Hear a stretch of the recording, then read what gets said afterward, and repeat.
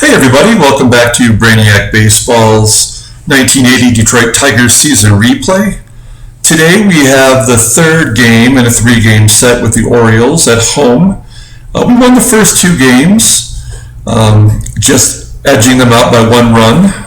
So hopefully today we can get another win over the first place Orioles and see if we can't close up some ground. We're only a half game back, so I guess technically if we win today, we will be in first place. So it's going to be a tough task though. I'll have you take a look here at the National League standings since we're in this section. Look at the Cubs, 5-26. That's just horrible. But it will be a tough task today, as we do have Bob Stanley making his second start for us since his trade.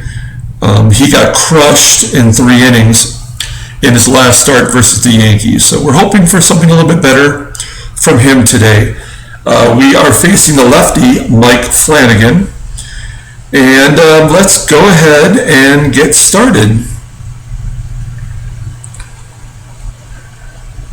As always, if you're appreciating the content, please like and subscribe.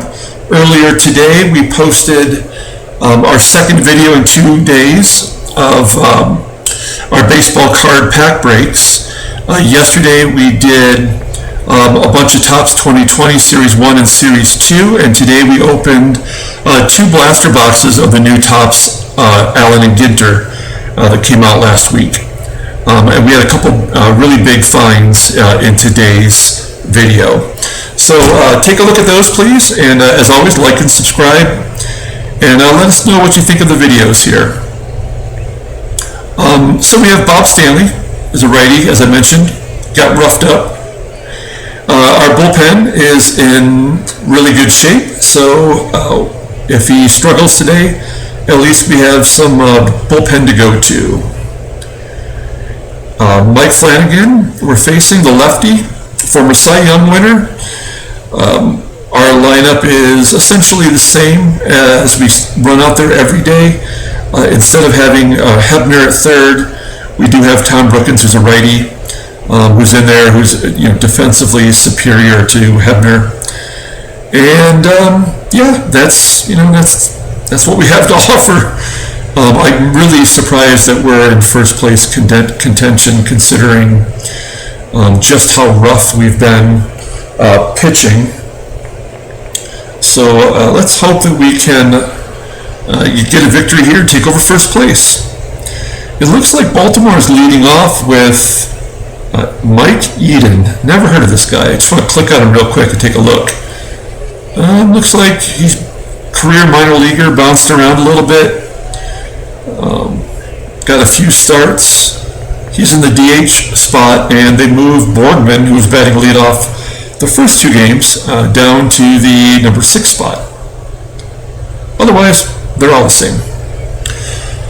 So let's get this game started. Stanley is going to ground out, get Eden to ground out to third, and that's going to be 1 down. Lefty Al Bumbry is batting with 1 out. He's going to shoot it to Kemp and left for the 2nd out. And that brings up everyday Eddie Murray, only batting .232 versus righties. And on cue, he gets a base hit to left. 2 down, runner on first for Ken Singleton. He had a bomb in the first game. And here he rolls over to short, and that'll be the end of the inning. So Mike Flanagan will be pitching against Sweet Lou. Lou batting almost 300 versus lefties. If you're not familiar, Flanagan did win the Cy Young in 1979. Of course, we're playing the 1980 season. So it was last year that he won the Cy. He did lead the league in wins and also in shutouts. And of the 28 first place votes, he got 26 of them.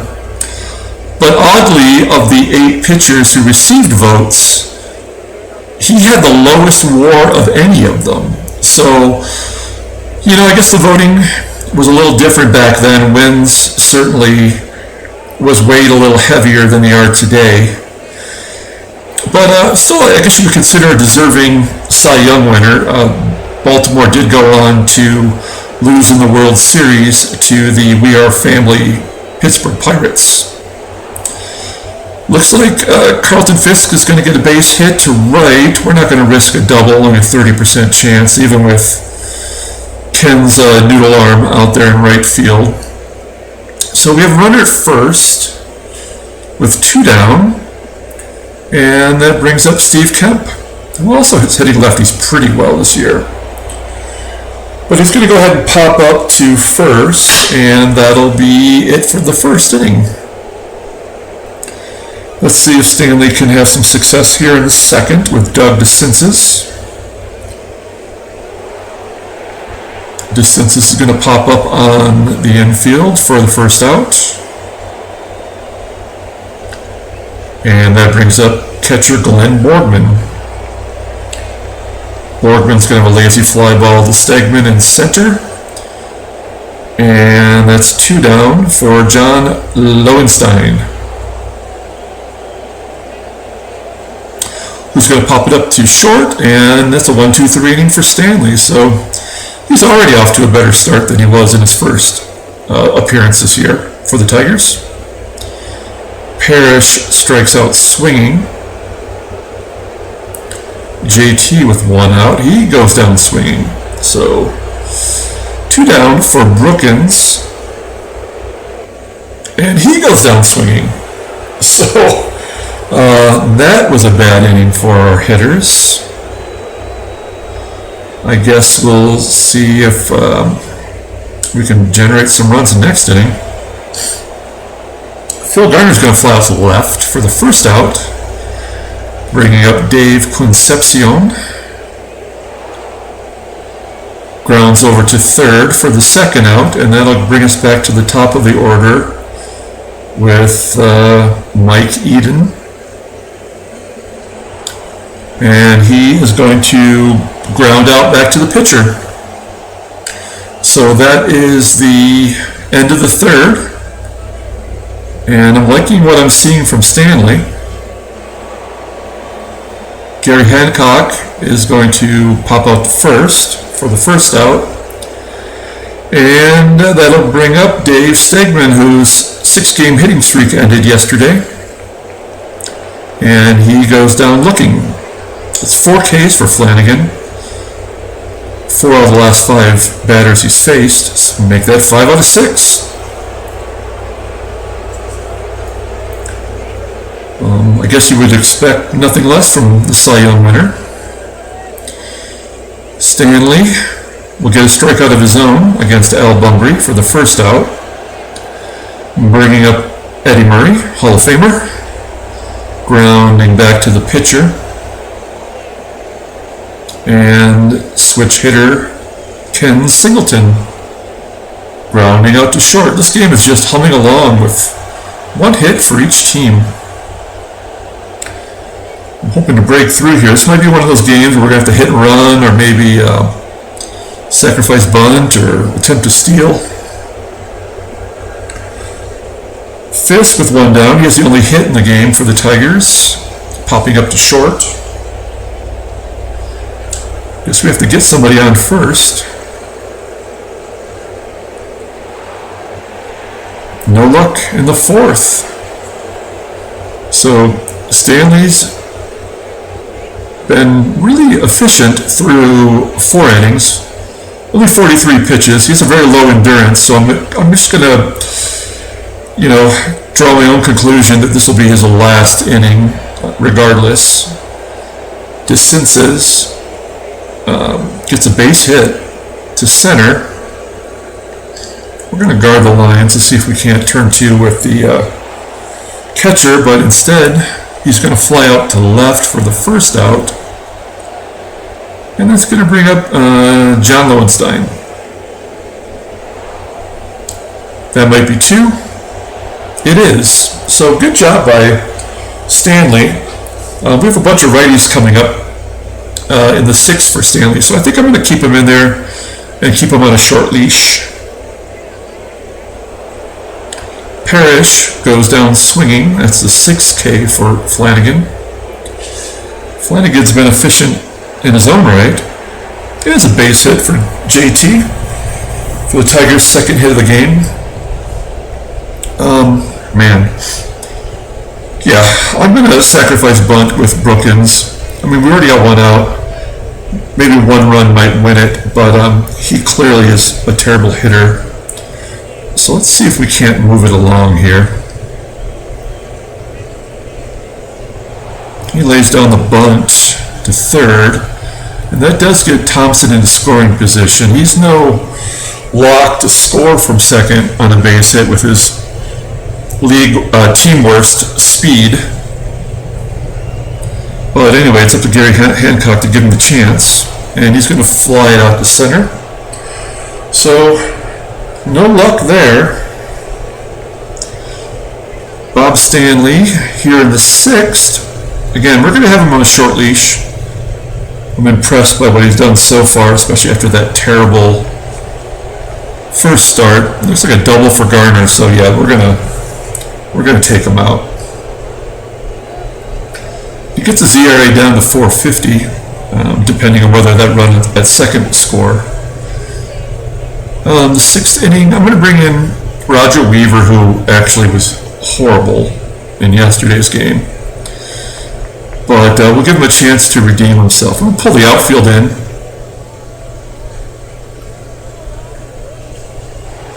And Weaver's going to induce a grounder to second, and Garner will move to third. And we have to pull the infield in now for the switch hitting Eden.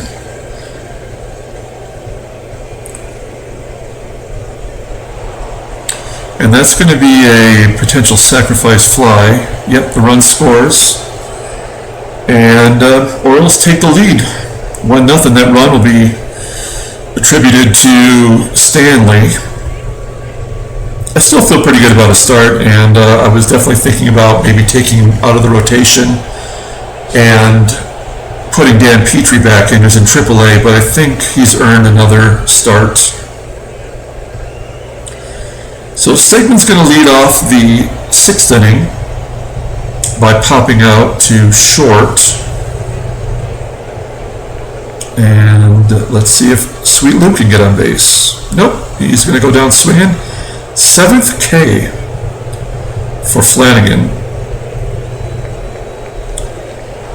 Trammell's going to ground out to second. So we have 2 switch hitters back to back.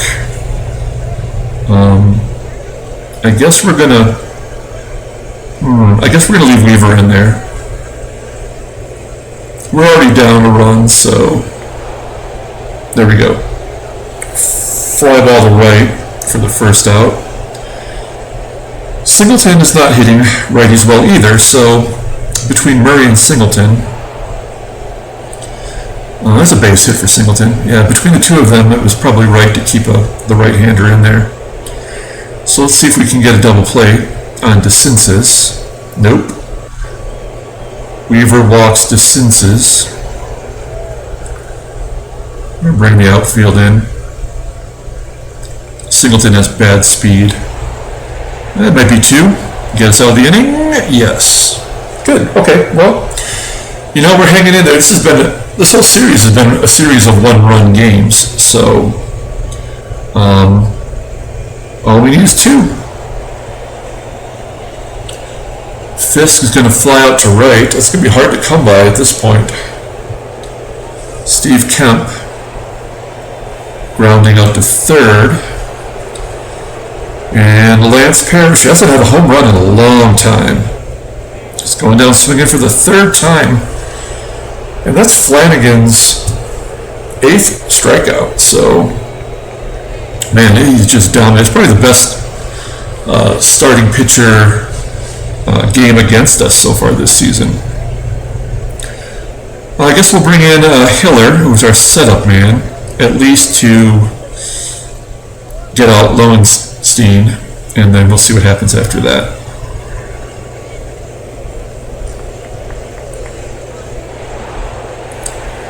That's going to be a deep fly ball to center, but it's going to fall short of the warning track. 414 feet in the deepest center field in the 1980 season. Alright, so we're going to take out Hiller, who did his job, and we're going to bring in Tobik to finish off the inning and maybe pitch the ninth. He strikes out Phil Garner, and that brings up number 9 hitter Dave Concepcion, who walks. That's not good. Can never go easy. And that's going to be grounded back to Tobik, who commits an error. And now we're forced to pull in a lefty. So let's bring in Pat Underwood to get this out. I mean, there's no such thing as a important early season game, but we are fighting for first place, and I would like to win this game and get us into that position, but instead looks like Underwood's going to give up a base hit to Bunbury, and that's going to score the run from second. So that did not go the way I had hoped. Let's see if Murray can ground out. There we go. So that'll be the third out. Oh no, another error! Oh man, our defense this game has been a real disappointment, and in a game where you really can't afford to give up too many errors. They've been costly. That'll get the bases loaded, and now I'm going to have to go to a righty to try to get out of this. We're going to bring in Senior Smoke, who, by the way, in 1979, one of those 8 pitchers who got a Cy Young vote. One of them was Aurelio Lopez. He got 1 vote. And he did have a higher WAR than Mike Flanagan. And he gets DeCinces to possibly fly out to right field. So, some costly errors, and now we're down by 3 in the bottom of the 9th. JT is going to line out to second. I'm going to take out Brookins. We're going to bring in Rick Peters, who is a much better hitter. So Peters is pinch hitting for Brookins, and he walks. So we have a runner on base and a runner with some speed. 2-run home run's not going to do us any good, and a sacrifice is meaningless. So let's hit and run and see if we can't get something going. Gary Hancock does have pretty decent contact. He's going to ground out to second, but he will get Peters over to second. Let's see if Stegman can get a run knocked in here. Yes, he does. RBI for Stegman as Peters scores from second, and it's a double for Stegman, coming through in the clutch from the number 9 spot. And now Flanagan's tired. He's thrown 105 pitches. Sweetlu's going to take advantage of that with a base hit to center. Stegman's going to score. You know what? I'm not going to risk it. We're getting to Flanagan, so I'm going to say no, even though it was a 50-50 chance. I'm going to say no. And give the righty Trammell an opportunity against Flanagan. Now, you might think I might normally hit and run with these two, as I normally do, but I'm going to give Trammell a chance to swing away, and it's going to be a lazy fly ball to center. So we get a couple runs back. We get the 2 runs back that we gave up, anyway. And so we're going to need to put a third baseman in there. So that'll be Richie Hebner, who's not very good defensively, but the decision paid off. So Boardman leading off the top of the ninth with a 1-run lead for the Orioles. He goes down looking. John Lowenstein is going to sneak a grounder up the middle for a base hit. Now, he might try to steal, or they might try to bunt to get him over to get an insurance run. So I'm going to bring the corners in. And Garner's going to ground it short for a double play to get out of the inning. So this is it. This is our last chance to tie the game. One blast from our 3, 4, or 5 hitters might get it done. There it is. I called it. Called my shot with Carlton Fisk with the blast to left center, 430 feet. And the game is tied. So looking forward to the bottom. Oh, we won't even have to worry about this. Kemp's going to walk us off. Wow, what an awesome way to finish the game. That's our best finish of the year with back-to-back jacks to left field for the 4-3 win. That'll get Senior Smoke the victory. I see this is simulating, so they're going to come up with a trade offer for us. We do sweep the series. We do have 3 1-run games. And we got to feel pretty good about that. This is the Darrell Evans trade offer they offered us earlier in the series. So we're not interested in that. So I'm going to go ahead and pull up the box score. We do have tomorrow off with the Brewers coming into town for the second time this season. So we have to feel pretty good about ourselves right now. Go ahead and take a look at the box score. As always, like and subscribe. And please check out our baseball card pack breaks and box breaks. They're a lot of fun, and I really always enjoy bringing them to you. Thanks again, everyone. Have a good night.